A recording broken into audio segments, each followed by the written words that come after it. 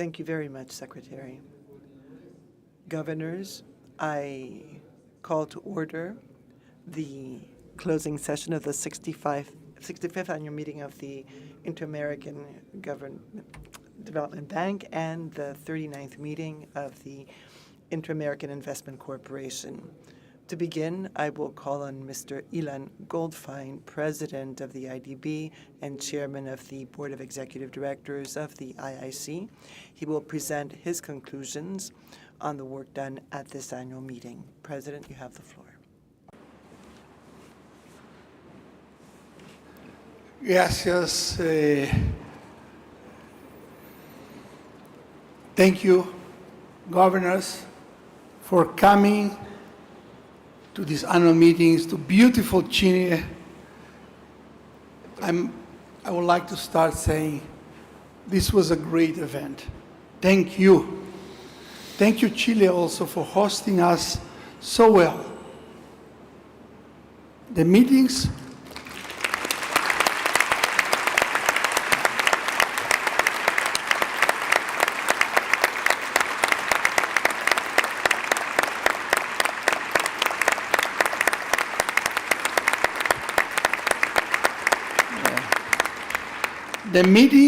brought together almost 4,800 participants from 59 countries between ministers, delegates, the students, the CSOs. We had 800 private sector representatives from corporates to banks. They all underscore the IDB relevance to the different stakeholders. We had engagement in meeting rooms. We had the speed dating that was frenetic, showing the commitment to the region's future. It has been indeed a few very busy days. And I want to start by acknowledging your time. For me, it was one of the longest I have stayed in one country since I joined the IMF, the IDB, including annual meetings in Panama and Punta Cana. It started in beautiful Punta Arena and the Investors Conference, the Civil Society event, the thematic seminars with the Nobel Prize and specialists, the launching of several initiatives, the signings and bilaterals, the private sector event, the media and the communications, the opening with President Boric, and then our official meetings since Friday. And yes, let's not forget also our being together. It was wonderful that we were able to hold these meetings here in Estación Mapocho. As President Boric reminded us, the idea of hosting these meetings in Santiago began back in 2022. I want to thank Minister Marcel for his vision and for insisting with President Boric to bring these annual meetings to life here. Estación Mapocho began as a connection, linking Santiago to northern Chile through rail. When train traffic declined, it didn't disappear. It reinvented itself, it transformed. Today is a cultural center. It connects people through ideas and a public life. This is a story of one connection, resilience, and flexibility, not just in purpose, but I need to tell you, it's also about resilience and flexibility in the structure. I learned that it was built with imported steel pillars designed to flex under pressure. It shows that bending, it avoids breaking. Flexibility is strength, is what makes resilience and change possible. Let me start saying from the outside that I'm very happy about the outcome of these meetings. It was not about big resolutions or decisions, like the ones we had in Punta Cana, the 3 transformational changes, the IDB Impact Plus, that we agreed in Punta Cana, but like the steel pillars of Mapocho, this meeting showed that we are also flexible and resilient, that make us strong, that we have come together with common interests that unite us more than the difference we may eventually have. And these common interests come from the needs and the desires of the people of the region that we are committed to serve. I'm also touched by your continued trust in the IDB. Your support on the implementation process of our strategy and reforms, and your support for both business models of the IDB Invest and IDB Lab, the capitalization and the replenishment. I'm also happy about our discussions with a positive tone and constructive approach that gave us the strength to continue working, fostering agreement and consensus to reach more impact at scale of our work. Like the trains in the past in Mapocho, the IDB Impact Plus train has left the station.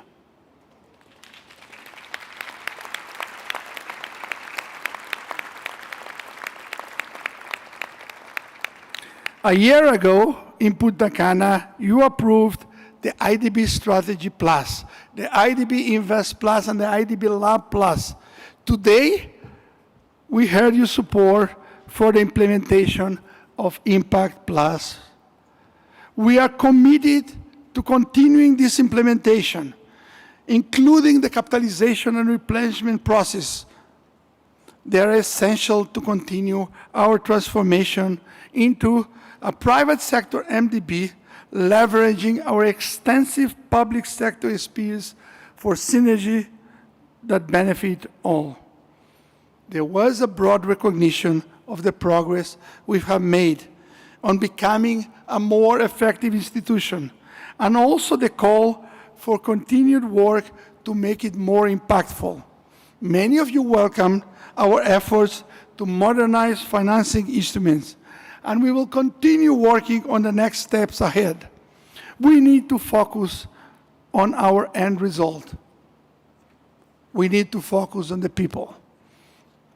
Let me just give you one small example of one of our signings here in Chile, a small loan with a big impact for Isla de Pascua, bringing clean energy and reliant water to one of the most remote places in the world.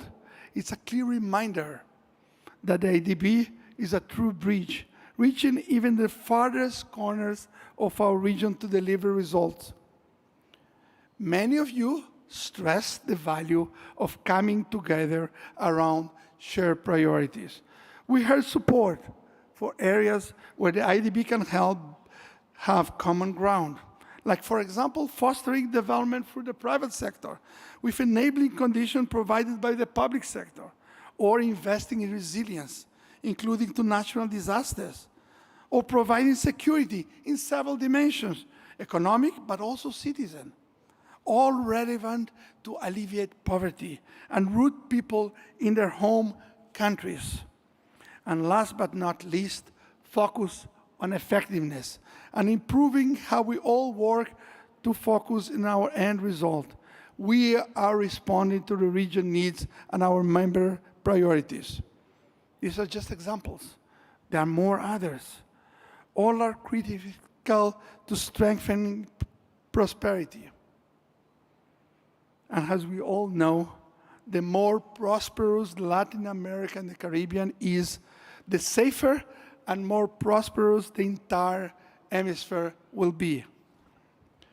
You also underscore the IDB role in the global fora, fostering the multilateral development banks working as a system and acting as a bridge between Latin America and the world. This is the role of the IDB. It means positioning Latin America and the Caribbean as part of the solution to global challenges. The annual meeting also brought real momentum on capitalization process under IDB Invest. Following the approval and commitment we jointly made in Punta Cana, a year ahead of the deadline, the subscription process for 33 of our member countries, representing more than 70%, is either complete or in progress. In fact, 19 member countries have already subscribed their shares for a quarter of the capital increase. Another 14 members have indicated that they have advanced their internal approval process with the legislative or other authorizing bodies. This is a remarkable success, and we are very grateful for your support. We have also heard your statement regarding the replenishment of IDB Lab following the approval of MI4 in Punta Cana. As of now, I have heard that 11 countries representing 34% of the total pledge have submitted the instruments of acceptance and contribution. Several others will come out in the near future. We thank you for the strong show of commitment also for the IDB Lab. And we had several signings, 11 agreements during these meetings, just us, but a lot of bilateral agreements. The agreements were about connectivity, to trade, to social protection, to innovative financial instrument. And as you remember, this week we launched 3 initiatives: the Ready and Resilient Americas, the South Connection, the IDB Care, all capture the spirit of collective action. So let me conclude saying these meetings were about vision, persistence, and the value of coming together. We are not just talking about reforms. We are in full implementation mode. We are doing the hard work together. Let's carry this moment forward. There is more to do, and we are ready to do it with your trust, your guidance, and your partnership. So thank you very much. Before I close, let me leave you with a small video, a short video on Impact Plus 11. It captures the transformation with real images and real impact of our region. Gracias, thank you, muito obrigado, merci.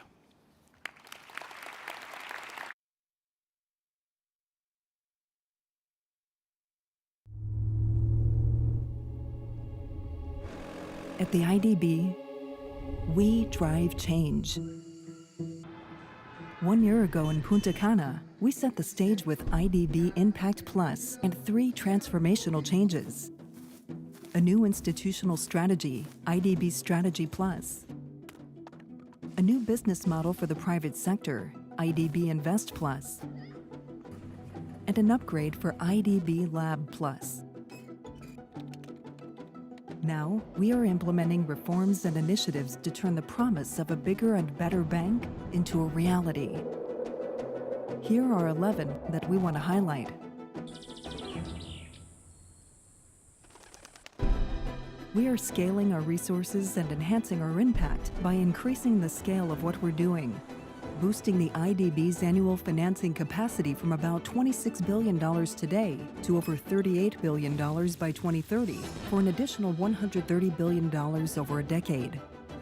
Modernizing our instruments to better serve our members and clients. We have a bold new business model for IDB Invest, including initiatives like Originate to Share to empower the private sector, along with a doubling of IDB Invest capital. We are upgrading IDB Lab with new funds and a more sustainable and scalable model to support entrepreneurship. Our new impact framework with a mission scorecard ensures we measure progress against clear quantitative targets. We are developing guidelines to advance our 3 core objectives: fighting poverty and inequality, addressing climate change, and promoting sustainable growth. We are creating knowledge and spreading it across the region and the world to provide yet more value to our members. We are also strengthening our strategies, regional programs, and partnerships by aligning our country strategies with overarching goals while focusing on what works best.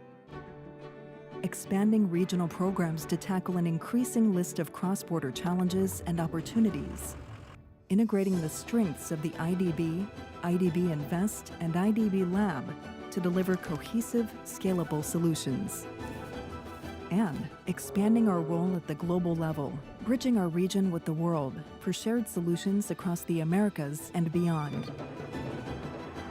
11 initiatives and reforms, 3 transformational changes, 1 destination, a Latin America and Caribbean that taps its full potential.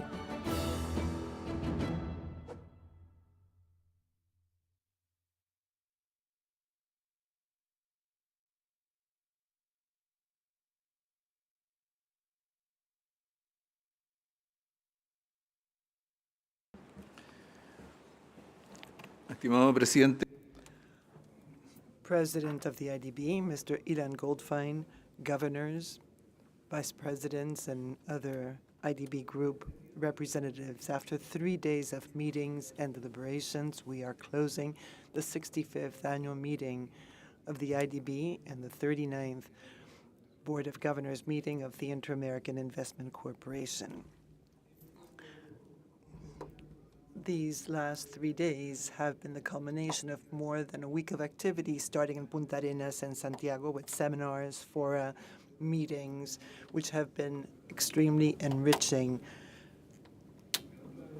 I'm honored to have been elected chairman of the boards of governors as part of the activities of this meeting.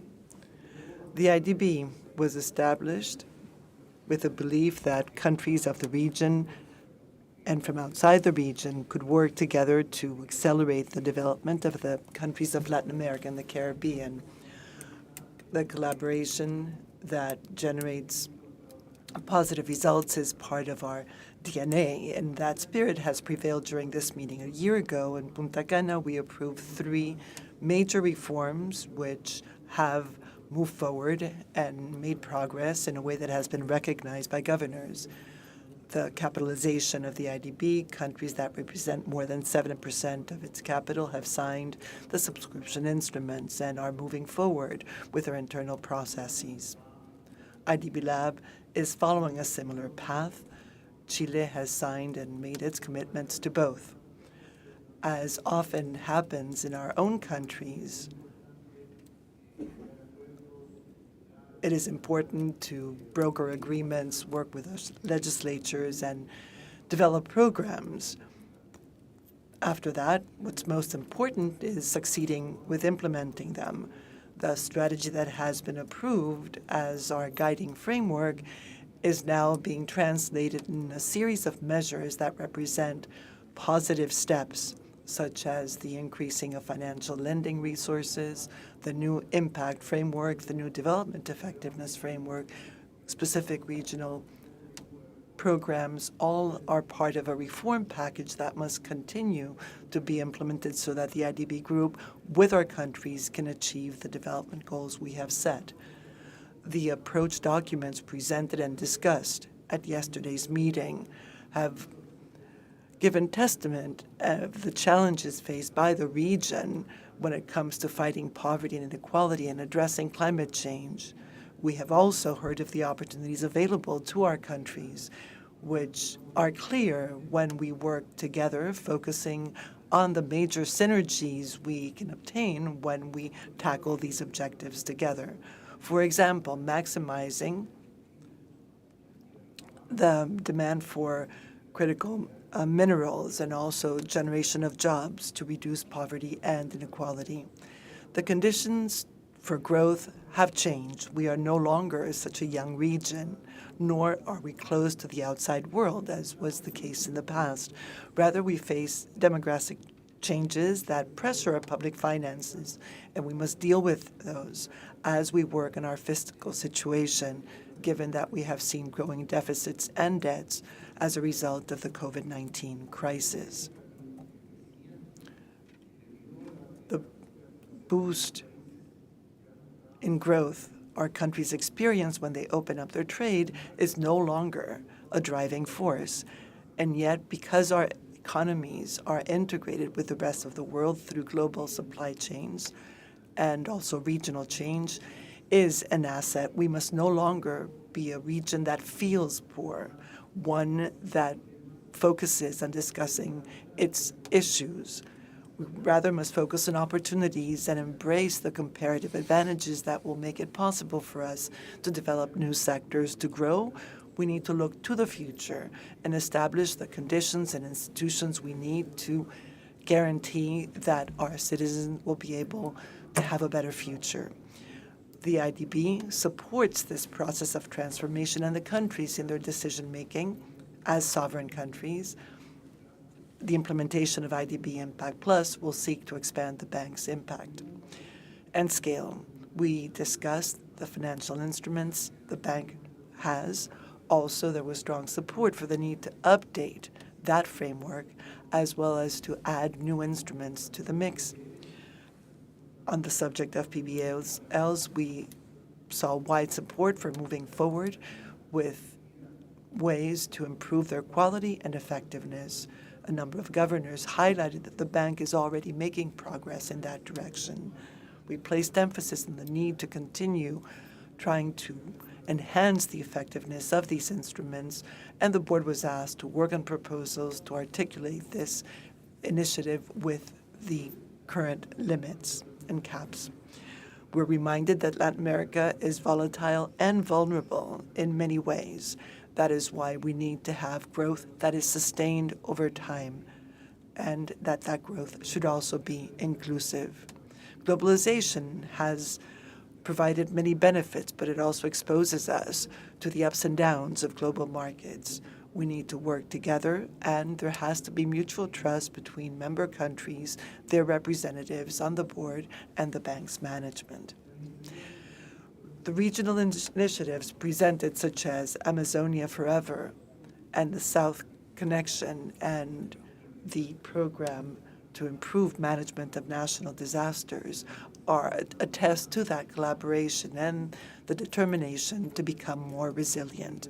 We also discussed a shared vision of the key role the private sector is called upon to play, making our energies more dynamic and generating quality jobs. This is what drives IDB Invest Capital Invest and also the replenishment of IDB Lab, and will provide more enabling conditions for investment and for innovation. We know that this year will be a challenging year for the world economy and for international cooperation. It's important to hear about the work being done by the leaders of MDBs as a part of an effort to improve the quality and coordination of their operations. This year, it will be very important to stay in touch and well-informed. As the new chairman of the boards of governors, I pledge to keep governors duly informed and to serve as a bridge among players promoting dialogue and collaboration, and this includes the private sector. We know that it will be a challenging year globally, which is what makes our strategy to deal with it even more important. We must work together as we face our challenges and pursue our objectives.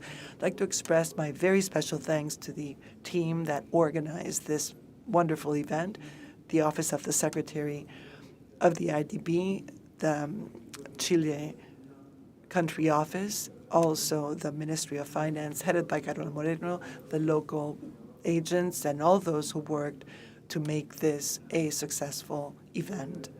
I also wish to thank the interpreters and translators who have supported us throughout these sessions. I also wish to thank the state agencies that supported this initiative, the regional government of Santiago, the municipality, and the presidential delegation of the metropolitan area, and the Carabineros of Chile, which have played an instrumental role as well. Also, I'd like to thank those who participated in organizing the events in Punta Arenas and supported the activities there. Last but not least, I thank our private sector supporters. For Chile, it's a real honor to have been host and to have had more than 5,000 participants come to the city of Santiago, especially downtown and our historic areas. We have met in this train station to talk about connectivity and resilience. Our countries are meeting here in this station and now will depart, each going back home. But we know that this station will also bind us together. It's witnessed 3 major earthquakes and still stands strong. Yesterday, those who participated or would rather went to the cultural center at La Moneda heard the Los Jaivas group. One of the songs they sang has lines that say, "Why live separately if land wants to bring us together? We share this world, therefore we should all live in it together." We hope that the times we have lived together this week will become memories that will bring us together again in the future. The IDB gathered us at this station, and what it did was to bring you to Mapocho, to the station, for these deliberations where we agreed that we share this world. It is one world, and we hope that together we'll be able to build a better future. Thank you.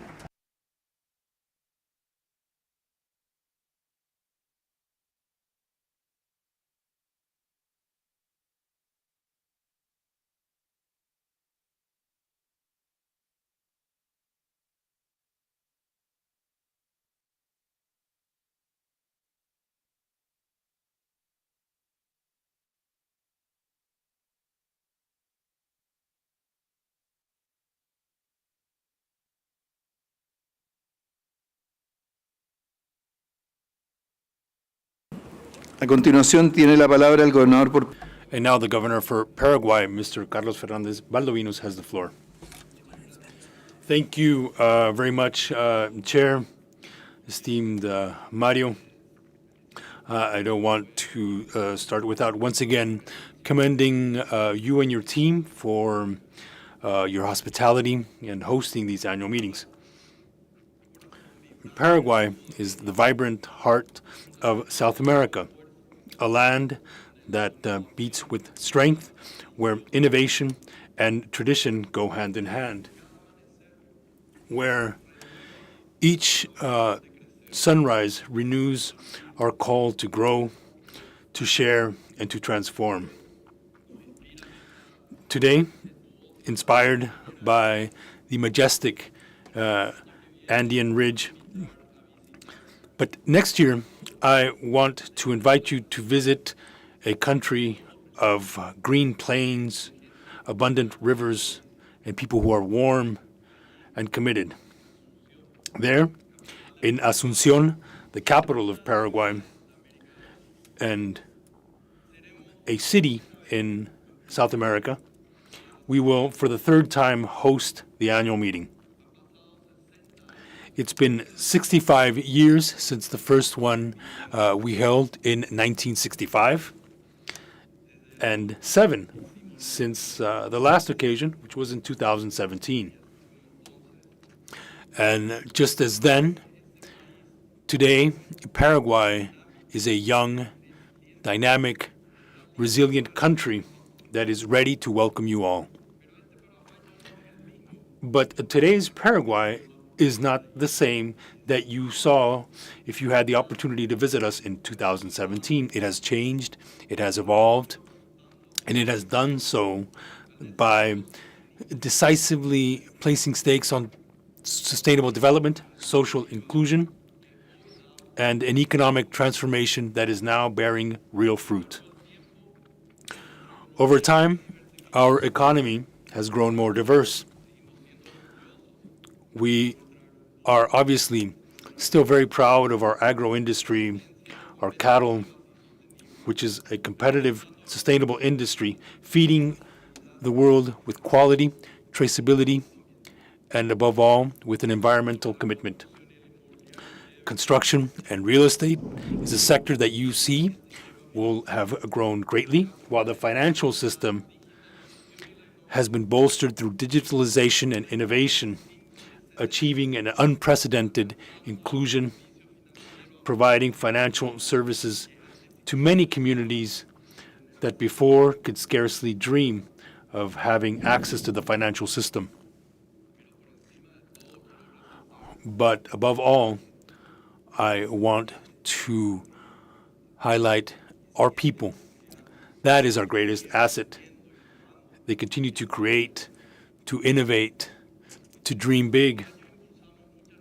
Over recent years, we have enacted many reforms: monetary, fiscal, transparency,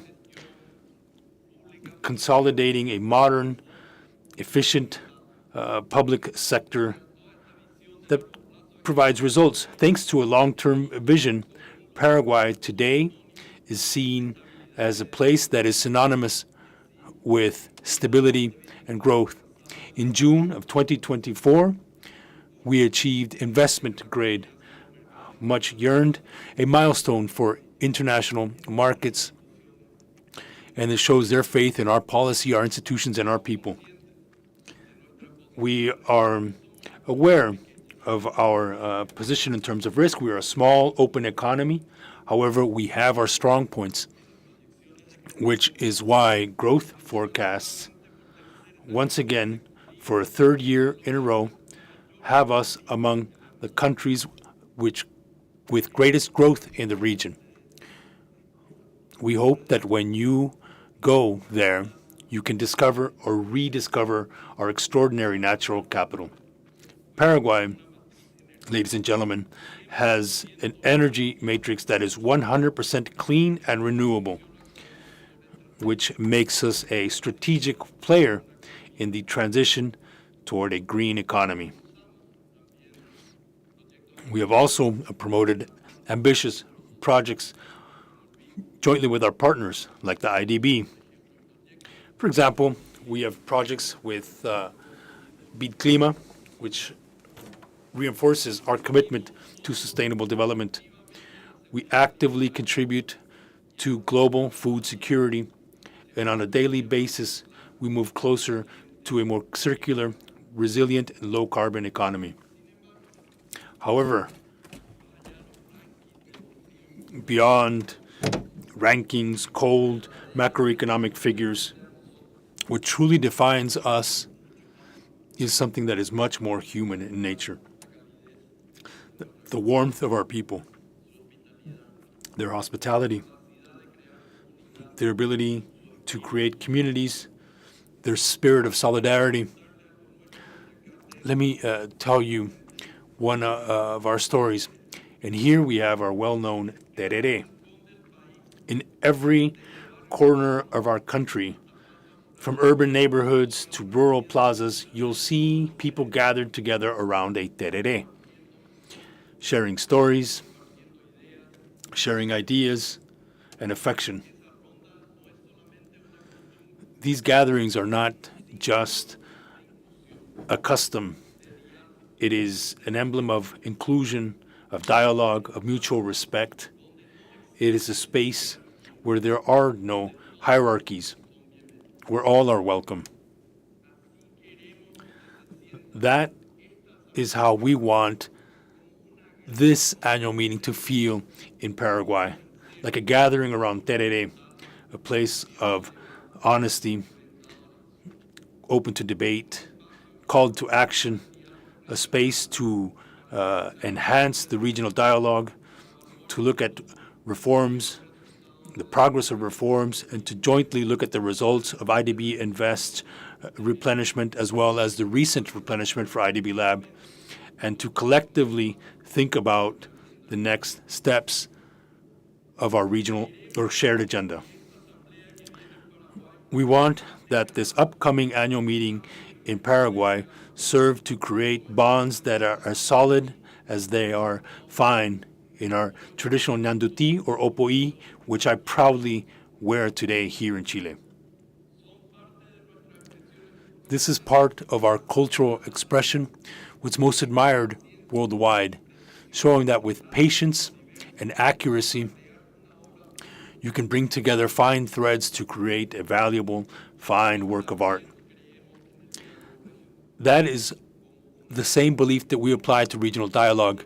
As a network that brings together visions, it respects identities, and builds a shared future.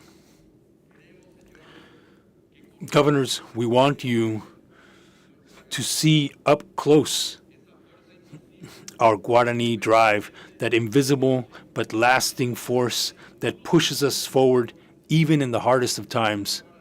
That Guarani fire which makes it possible for us to win football games, even if it's a utopia, as we said earlier.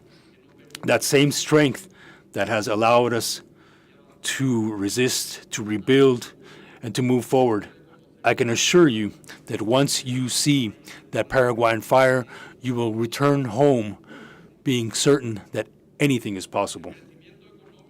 Economic growth and social development as achieved by Paraguay over these years is not a mere slogan. It's backed by facts, by data, by visible transformations. And this annual meeting will be an opportunity so that thousands of participants can see for themselves that reality, rediscover a young, innovative, competitive country that is, above all else, profoundly human. We will welcome you with open arms, with our sweet Guarani language, with our culture, a culture that embraces. It's a country that believes in the future and what it is building. And now, I invite you to watch a short video. It's a video for the official launch. I ask that you please pay attention, but above all, that first part, because I want to provide a brief explanation after the video, if I may, Chair. Please.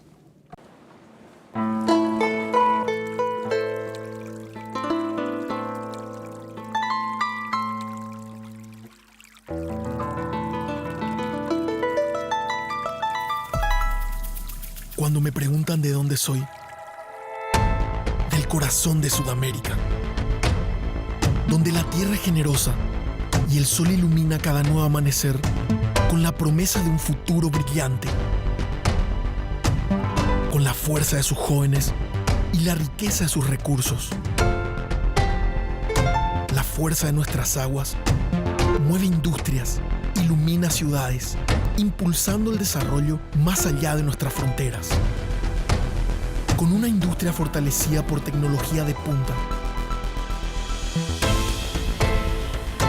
transformamos nuestro potencial que llevan el sello de Paraguay al mundo.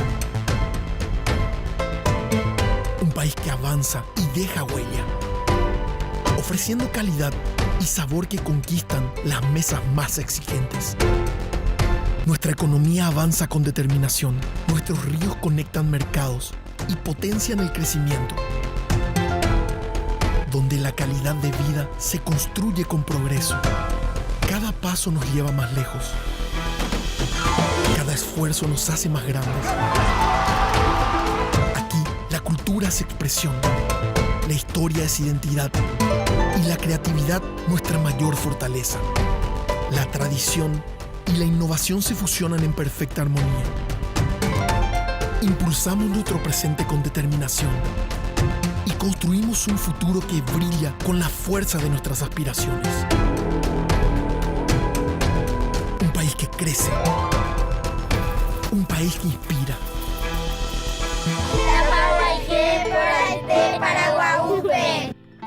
Paraguay, sede de la Asamblea de Gobernadores del BID y del BID Invest 2026.